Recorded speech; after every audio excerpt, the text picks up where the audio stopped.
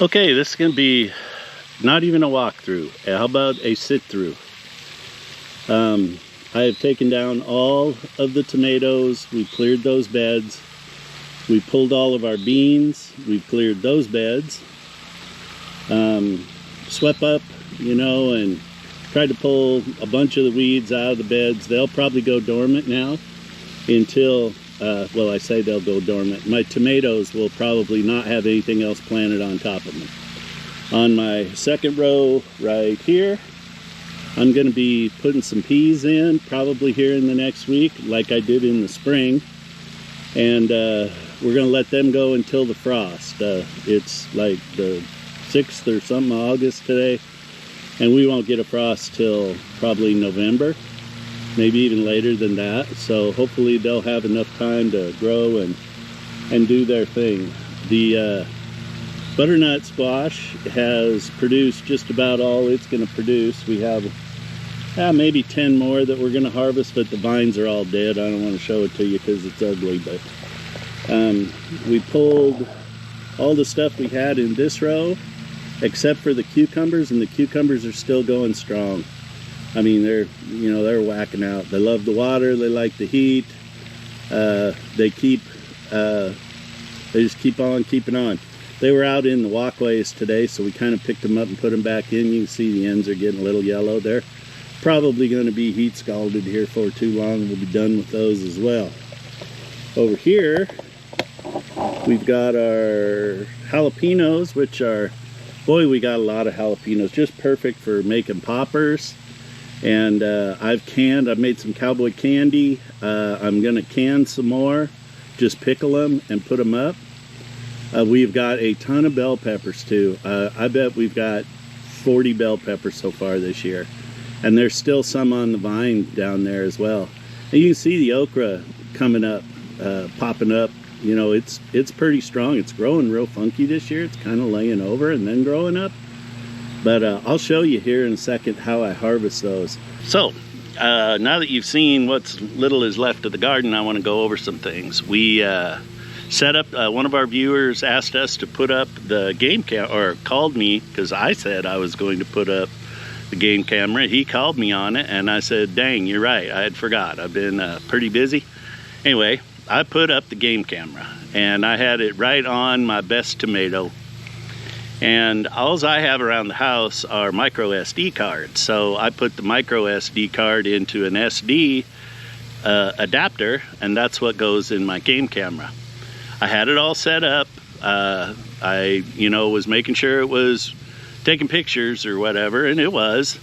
And I ended up putting it in, zeroed everything that was on there, and let her rip. And the next day I came out and I had 3 pictures. So I went and downloaded, or tried to download those 3 pictures, and realized that the SD card that the micro SD card went in was locked.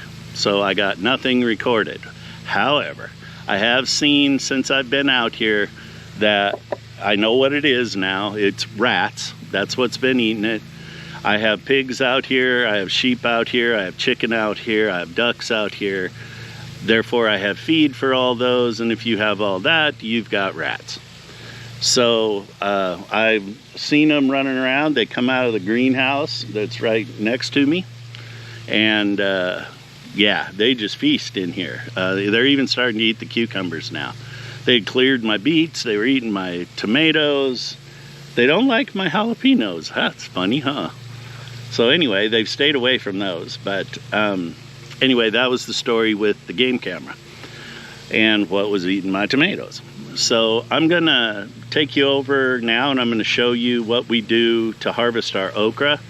One of the things that people don't like about harvesting okra is that when you get inside there and you start to try to cut them off and stuff, all the leaves touch you, and those leaves end up causing you to itch. Well, I do it a different way, and I think I saw this on YouTube or something, the way that other people harvest it, and it works wonderfully because you eliminate those leaves on your way up. So with that being said, oh, and stick around, because at the end I'm going to replant 14 potatoes in one of the beds that we harvested the potatoes out of earlier, and I'll show you what I do. Just as a little prep, I've already got quite a bit of triple 13 put down. I've dug the beds up, loosened all the soil, and I'm going to show you what I do to kick them in gear once they go into the ground. And these aren't the best seed potatoes. I ordered them off of Amazon because nobody locally had them, but we're going to see what happens. So stick around till the end and we're going to give it a go again.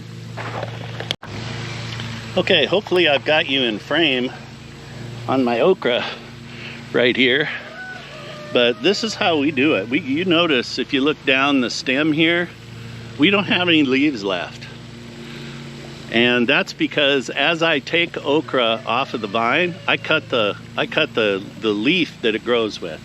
So if you look, there's the leaf, there's the okra. I just come up here and snip them both off. Throw the okra plant down in the garden, and then I end up with an okra.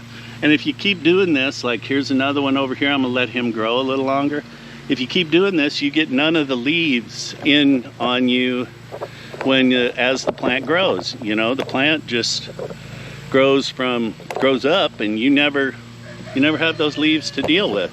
And they all go back in and they cover on the ground. Here's another one for you. Let me see if I can get the camera right. You know, these here, I'm just gonna cut off and cut off and cut off, and my okra's gonna come up on top. Over there, I've got some more that I could harvest here pretty soon. You see them right there, and I'll do the same thing. I cut the branch with the okra. All the leaves go away. Makes it super easy to get at the okra, and you don't end up being itchy. Anyway, that's my pro tip of the day. So now let's go plant some potatoes. Okay, so I've got my holes dug. I dug them about 3 inches deep, 4 maybe. I can push them down a little farther. What I'm gonna do now is I'm just gonna sprinkle a little 13, 13, 13 into each one of the holes. Not a lot, just enough to get her going, get her fed. I'm gonna put 8 on one side and 8 on the other.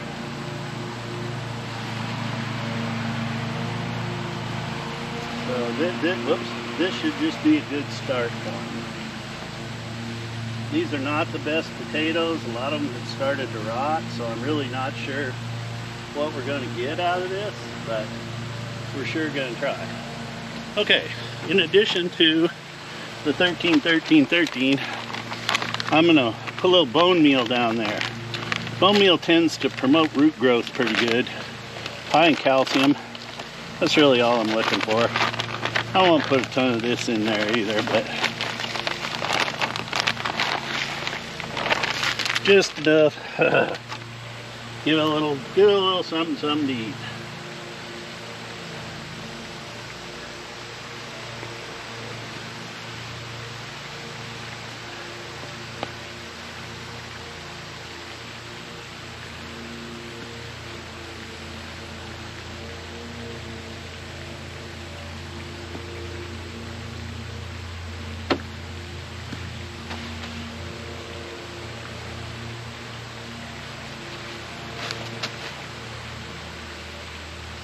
That's it.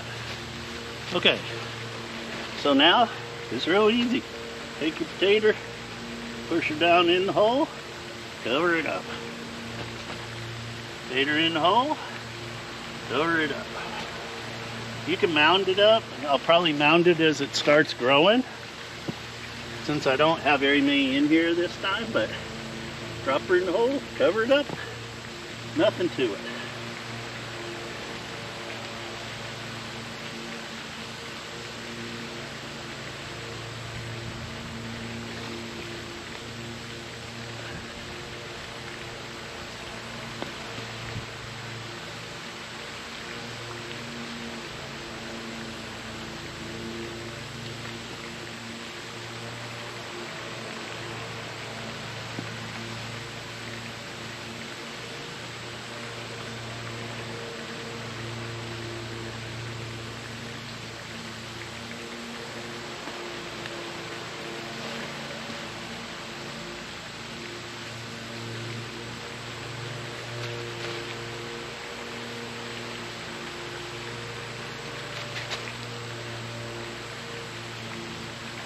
These are all red potatoes.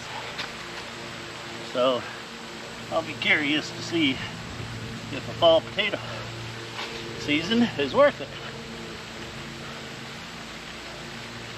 Because you know, we had pretty good luck with the earlier potato, the red potatoes.